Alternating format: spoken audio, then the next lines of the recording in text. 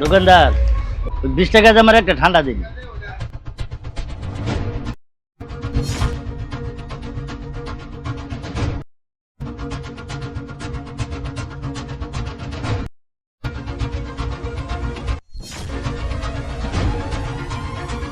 নে বন্ধু ঠান্ডা খা।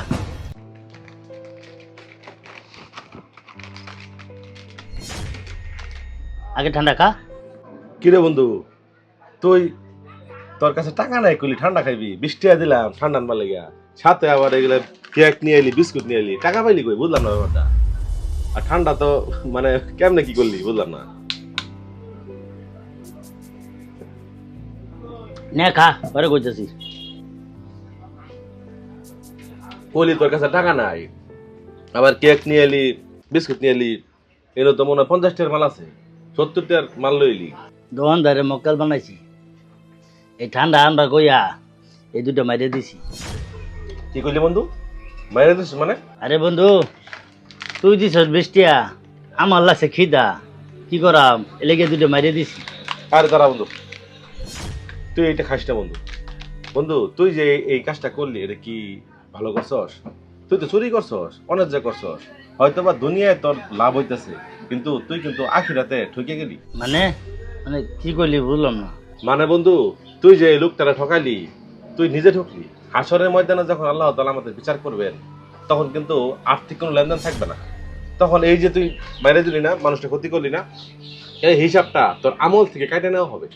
সেজন্যই দুনিয়াতে যারা অন্যায্য করে, চুরি করে, মানুষকে ঠকায়, তারা কিন্তু নিজেরাই ঠকে। হাসরের মাঠে কিন্তু তাদেরকে সেটা হিসাব দিতে হয়। সেজন্য বন্ধু এই কাজটা তোর একদম ঠিক হয়নি। কবরের কথা চিন্তা করতে হবে, সবাইকে কবরে হিসাব দিতে হবে। হাসরের মাঠে এই জিনিসটার জন্য আমাকে জবাবদিহি করতে হবে।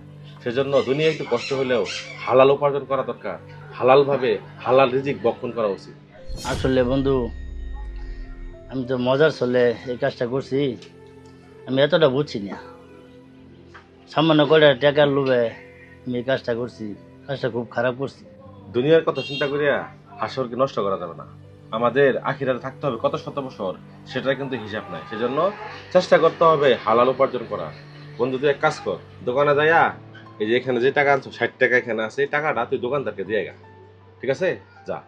আমরা আসলে দুনিয়াতে মজার চলে অনেক কিছু করে ফেলাই, কিন্তু আখেরাতে চিন্তা করি না, অনেকের হক নষ্ট করে ফেলি।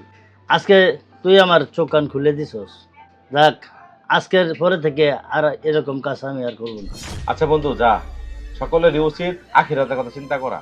দুনিয়া চিন্তা করিয়া আখিরাত নষ্ট করা উচিত না। তুই যা, টাকাটা দিয়ে গা বন্ধু, যা, ঠিক আছে? দুনিয়ায় কখনো কাউকে ঠকানোর জন্য আখিরাতকে নষ্ট করবেন না। মানুষের হক আল্লাহ তাআলা ক্ষমা করবেন না, সেজন্য মানুষের হক কখনোই নষ্ট করবেন না। ভিডিওটা ভালো লেগে থাকলে অবশ্যই শেয়ার করে দেবেন ইনশাআল্লাহ।